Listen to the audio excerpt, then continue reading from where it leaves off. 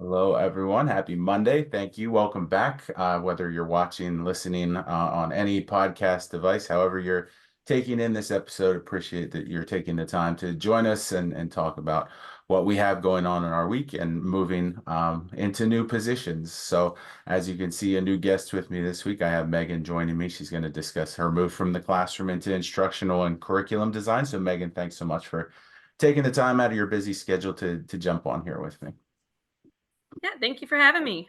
Course. So if you've watched the show, you know we start off just talking about what's going on in the weeks ahead. And if you've watched or listened to a few episodes recently, you know that the Disney countdown has been the big thing that's motivating me. And we're there. We're at the final week. This is my last week before the Disney vacation. So that's really all the motivation I need. It's been rainy and cold for probably like the past 30 days, it feels like here in Pennsylvania. So I'm looking forward to like seeing the sun again and being able to wear shorts and a short sleeve t-shirt and not a sweatshirt and hoodie and jeans for a few days. So looking forward to that. Hopefully the crowds aren't too bad, but we also have a 4-year-old who doesn't really care about like the popular rides that everyone's going to want to get on. So as long as we can get on the Dumbo and the carousel ride and the flying carpets, I think we'll be just fine. And I don't foresee huge lines for that ride. If there are, then we're in trouble. So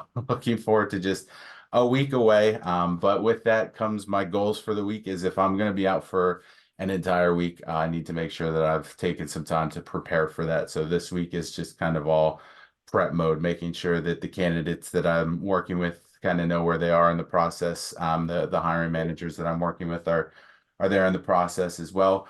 And then my teammate who's covering for me, shout out Odyssey, I appreciate you, that she knows what's going on for the week ahead so that there's nothing that's going to be too chaotic for her to deal with while I'm out. So those are the main goals for me. And then a win from the week before and some big things. We've got internship season in full swing here, and we extended 2 offers to some interns for some summer internship program, and they both accepted. So excited to have them join the program coming up this summer. So that's my week ahead. Megan, what's going on in your world? Hey, yep, we have a busy week coming up. I'm finishing up a project for one of my clients, and they're going to go ahead and showcase that at a webinar. So we're excited to see the success of that project come to a close. And then we're beginning a new project I'm currently working on with WGU, and we are going to start our kickoff next week. So as one's coming to an end, a new one's beginning. We're very excited.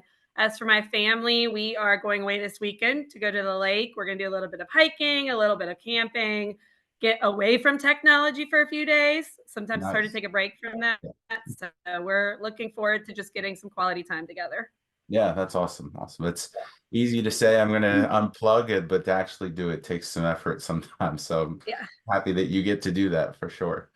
Sure. So the reason I had reached out to you and you said you'd be on the show is like myself, you used to be in the classroom and have moved into something new. So your path took you to a role in curriculum and instructional design, which is a possible or a popular field that people like to look into, especially if they're coming from the classroom. You know, you always look for those keywords. What do I want to do? Where can I apply my skills? And anything with like tech education, learning, design. Those all kind of stand out as things that would still appeal to people who are wanting to hold on to some of the things that they really enjoyed about the classroom as they look for new roles. So, what did that journey look like for you when you made the decision that you wanted to focus on a new career path? Was it always instructional and curriculum design that kind of jumped out to you as what you wanted to do, or was there a little bit of research and looking down different paths before you ultimately decided this is kind of the right fit for where you want to be?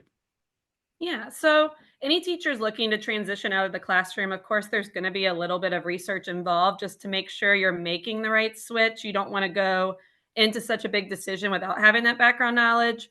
As a teacher, I really enjoyed creating learning experiences for my kids. That was something I was really big on. I was always a little bit tech savvy. I liked incorporating technology into the classroom. I saw it as more of a tool to be used, not as much of a hindrance as some of the teachers might.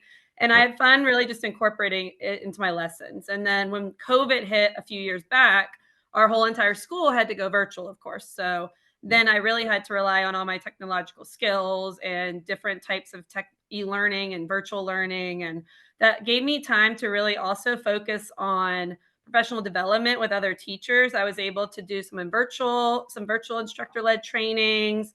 I was able to really work with teachers on how to use different programs, how to use different softwares. And so this kind of just set me off, realizing that I enjoyed that technological piece. I enjoyed getting to train others. I enjoyed getting to work with technology. And so when I looked at transitioning out of the classroom, I wanted to still be able to do that.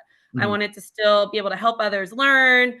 And this seemed like the best route to take, to still kind of flow with using technology, helping others, creating e learning experiences. Yeah, definitely, definitely. So to build off of that, and you mentioned that the research that you had to do when you were figuring out what the next step was going to be. A lot of the educators that I talk to, and I'm sure you get this question a lot too, is about the transferable skills. You know, what should I be highlighting as this is going to be a key thing that I have experience doing that is going to translate into a new field, a new direction. So as you did your research into the skills and what you would need to be successful in instructional and curriculum design, what were some of the main ones that kind of jumped out to you as these are kind of key ones that I should really be focusing on and highlighting as here are some examples of how I've utilized this skill in the past? Yeah, so I think teachers are actually a lot more equipped for these roles than they realize. I don't think they all understand how much knowledge they already have about the field. I mean, we spend every day creating learning experiences for kids. That's what we do. And so going into a design role where now you're creating learning experiences for other audiences isn't a whole lot different. The theory switches a little bit, but you're still looking to be creative. You're still looking to engage others. You want things to be interactive. So that's something that carries over. Mhm. Also, a lot of the lesson planning. As teachers, we lesson plan, plan, plan, plan. That's all we hear. And so we are really good at using the backwards theory of design and being able to come up with an objective and work backwards to determine how we're going to reach that goal. And that's really a lot of what instructional design is, coming up with an objective with the SMEs and deciding, well, how are we going to get there? What do we want these modules to look like? It's Mhm. really just lesson planning in a different type of format. Cool. And then I know for me, when I was teaching, I was a little bit of a data nerd. I liked tracking numbers. I liked watching my students' metrics. I liked seeing how they progress throughout the year. And you do so much of that as a designer. You start out with that needs analysis, determining what your audience needs. Same thing as a teacher. You're seeing what your students need, and then you're building from there and tracking progress, and then implementing, and then going back and adjusting as needed. So, those same skills you do every day as a teacher, you're also bringing that into design. Yeah, definitely. Definitely. So you made the decision, I want to go down this path. I want to pursue a role in instructional design. And then you get to the interview portion, which is at times the most overwhelming aspect of the job search because an interview in a corporate setting is completely different than how we prepare for interviews in a classroom setting and the entire preparation that goes into that. So while you were getting ready for that interview portion, what were some of the things that you focused on in terms of questions that you wanted to be ready to answer questions that you wanted to have prepared to ask whoever you were interviewing with so that you could make sure that it was a good fit for both sides as you went through that? Yeah. So one thing I really focused on, I knew that as an educator, they were going to start out by asking me, why are you in this field? What made you want to switch? What makes you think you can do this new role? And so I really prepared my answers on describing those skills that were transferable. As we just talked about, describing how my experience in education actually gives me some good insight to the experience of design. So Yeah. I really made sure to kind of transfer that over. I made sure to talk about my skills in a way that made sense at a corporate level. So instead of really focusing on students and the word lessons and classrooms, I talked about my audience and I talked about learners and just made sure to make those little switches in the wording just so Mhm. that it was familiar to the employers that I was interviewing with. And then I also made sure I wanted to ask them about their onboarding process, just because even though I have a lot of the skills, this was a new field to me. This was something I had not done before. So I knew that I would need a little bit of a process on what it looks like, what I need to do, what the objectives are. And so I wanted to make sure they had that mentoring program. They had something in place that would help me and guide me along the way. I didn't want to get thrown in blind somewhere. I wanted to make sure that I kind of had those steps to get started. So that was something I made sure to ask about just to make sure that they had a good onboarding process in place. Yeah, definitely. And I like that you talked about how you had to change some of the language in terms of what you had said in the past and how you're going to focus that, which is a good segue into the next question, because a lot of questions I get is about how to do that on a resume. It's easy to kind of talk about that when you get to the interview portion, but sometimes, we can get thrown in terms of translating what you've done in the classroom and putting that as a quantifiable skill on your resume to kind of showcase the experience that you do have. So, was it kind of the same mindset for you in that aspect when you were retooling your resume a little bit to start applying for these roles, that you kind of changed the language a little bit, or was there something else that kind of was beneficial for you when you were making those adjustments to the wording on your resume? Yeah, so the first thing I made sure to do was to just translate those words. I went through and tried to take out words that really pointed to educator. I didn't want my resume to scream teacher. Of Mm. course, I wanted them to know my background. I'm proud of what I do, I'm proud of what I did.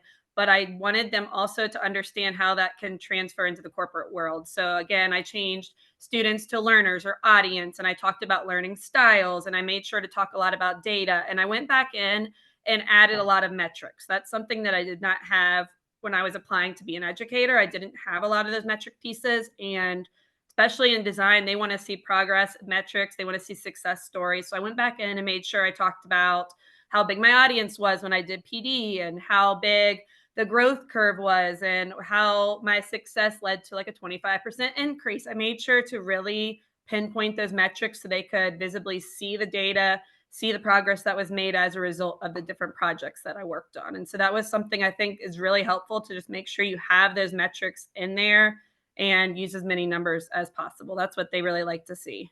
Yeah, now going back to something that you said earlier on in terms of teachers kind of don't know that they have the experience, the ability to do these things, and the imposter syndrome is real with a lot of people when they go to move out of the classroom, because you've been doing this for so long, you're comfortable in it, you've loved Yeah. being in the classroom, and now you're doing something completely different, and that doubt starts to creep in. Can I do this? What am I doing? Is this a mistake? Is that something that ever came to you in terms of like a little bit of doubt that you had to overcome? And if so, what were some of the things that you used to reaffirm not just your decision, but confidence in your own skills that you have the ability to do these things? Sure. Yes. Doubt did come my way a little bit here and there. I think the biggest part that made me rethink was just missing the students. I missed being in the classroom. I missed being around people. Mhm. I missed feeling that direct impact. As a designer, of course, your work is impactful. You are helping others. You're giving them those learning opportunities, but it's not a direct contact where you're seeing that light go on in their heads as I would with students. So that part I did start to miss a little bit, but I found new things that I loved about this new role. I found that I loved the flexibility that it gave me. I found that I was getting to dive into creativity more. As a teacher, we started being, at least in my county, we got very restricted on what we could do. And so we weren't able to really be creative. We weren't able to be innovative. We kind of had to start following a script, which is part of the reason I left teaching. And Mhm. so I found that this new role allows me to do that. It allows me to show my individualism and to show my creativity and to be innovative and do something new. And so that piece has kind of washed those doubts away. When I start to feel like, did I make the right choice? I just remember all the positives that is coming from this change. Yeah, definitely. Now, along the way, you've taken on some contracted positions, and contract roles are sometimes ones that people will shy away from. And myself, I've been in contracted positions as well, so I know that what are some of the positives about it, and what are some of the causes for hesitation initially in terms of like benefits and things like that people aren't necessarily ready to let go of in terms of other roles that they've had. So, what would you say, being in a position where you've worked a few of them, are some of the benefits of contract work that made you feel comfortable and open to pursuing those opportunities? Sure. So in our field, so many of the learning and development positions are contract. That's what you're going to find a lot of. So I would not shy away from them. When I first started applying, I was a little bit hesitant because, of course, you don't have the security that you would with a full time role. You don't have the benefits a lot of the times. But with that being said, there are so many pros that make it worth it. They're so flexible. The contract roles that I've taken on, it's allowed me to work around my own schedule. As long as I get projects done by a certain deadline, I'm able to make my own hours, work when I need to work. Especially having kids, it makes it so easy. If I need to go pick up my sick kid from school, if I want to join them on a field trip, I'm able to work around my schedule to do that, which is something you would not have with a regular 9 to 5 job. So that I've really appreciated. And it also allows you to take on multiple projects. With contract work, if you have a little bit of a benching period with a project and you have that time, you can work on another project for another employee. And it's something that is very easy to balance the two if you work contracts. So I would say not to shy away from those. Of course, you want to make sure that once a contract is coming to an end, you can get another one lined up so there's not a huge gap. But usually that doesn't seem too difficult to do just because there are so many positions out there for contract roles. Yeah, definitely, definitely. So one of the questions I like to ask anyone who's transitioned then into something new is just kind of that, give that encouragement to others who are in their search and feeling that frustration and, am I doing the right thing? So to give them that insight, what are some of the things that now that you're in this new position that you really enjoy about the role? What are some of the things that aligned with the goals that you had set for your career that you're now getting to kind of check those boxes off that you're pursuing something new? Yeah, so the big one for me again is flexibility. I love the flexibility in my schedule. It's great for someone that has kids or has a lot going on in their life and needs to have that flexibility with their scheduling. Love that. I love that I can kind of work my own hours. I also have loved, again, I've loved the creativity that I can do. I've loved that I get to try new things and I'm not they encourage you to be innovative. That's something that I really miss. So I love that I am now able to use new tools and try out new projects and new programs. And I've also the project I'm on now is very large scale. So I work with about 40 other employees, and that has really given me the opportunity to collaborate and learn what it's like in different roles. I've been able to work with SMEs and with project managers and with assessment developers, and that's something that I have truly found extremely beneficial to see how that works in one of these more large scale projects. So I've really enjoyed the collaboration, the freedom of my job, and just the flexibility overall. Yeah, that's great to hear, and I'm sure a lot of people will feel kind of some value in that because they're at that point now where they're, especially as the summer's approaching, they're going to kick that job search into overdrive. So, Yeah. giving that encouragement is always kind of key. And to that end, the other question I ask everyone that joins me is the advice portion. So along the way, whether it was advice that you've received that you felt was very beneficial to your own search, or key advice that you give to people now who reach out to you and are like, Megan, I'm struggling, what were some things that worked for you? What is usually that advice that you try to lean on to give to them to help them in their search? Yeah. Well, first off, I have gotten so much valuable information along the way just from users on LinkedIn. When I first started out, there were crowds of people that were just coming to help, that were offering advice and tips and tricks. And people are very caring on LinkedIn. And so that is something I always tell everyone that's looking to transition, get on LinkedIn and network. I know it sounds kind of silly to be on social media, but LinkedIn is truly a very valuable resource and networking has helped me a ton. I started reaching out as I would apply for jobs to different recruiters, and I would connect with people higher up in those companies that I was applying to and just form relationships. Or if I was applying to a certain program, I would reach out to someone and just ask for tips and tricks and just form that connection with them. And I think that goes a long way. So I would definitely say start out by networking. Another thing, really work on your portfolio. I did not have a portfolio when I first got out of the classroom. And that was something I quickly realized that I needed and spent a lot of time on. Mhm. Every employer that I interviewed with had taken a look at my portfolio before the interview. They had questions about it, they had comments about it. So they definitely are looking at those portfolios. And the majority of applications will ask for your portfolio link. And along with that, make sure you have it in your LinkedIn as well. Make sure it's featured or tagged somewhere on that page. Also, again, the reworking your resume, just going in and changing that teacher language to a corporate feel. Of course, you're a teacher, you want them to know that. That is perfectly fine. But think about those who are non educators. They won't understand your jargon that other teachers might. So just work on rewriting it, adding those metrics, adding that data. And then most of all, my biggest piece of advice is just to stand out. A lot of the jobs I applied to, if you looked at the metrics from it, there were hundreds to 500s of applicants applying within a couple days. So that is something with your 1 out of 500, you have got to find a way to stand out among the crowd. And so one way to do that, I know they ask for cover letters sometimes. I don't always submit a cover letter, but if you are going to, make sure that it's creative, make sure that it stands out, give that the chance to let them see who you are as a person and not just another file in their application system. And along with that, too, I know for some of my interviews, I actually created little projects, little animated videos, and would send those prior to an interview just to kind of catch their attention. So anything like that that just makes you stand out from the crowd, just make sure that they are seeing you as a person and remembering who you are, I think is really helpful to remember. Yeah, absolutely. Stay at the top of their mind for sure. Yes. Well, Megan, I can't thank you enough for taking the time to join me and discuss your journey and give the insight that you have to those who are interested in pursuing instructional curriculum design. If you aren't already, make sure you're connecting with Megan on LinkedIn. I know you do a lot to try to help people build their network by hosting those events to introduce each other and make those connections. So make sure you're following along for that. If you're watching and listening, thank you so much for taking the time to do that. Hope you have a great week. Obviously, no episode next week. I will be down in Florida, but thanks for watching, listening, and we'll see you in 2 weeks now. Yeah. Thank you.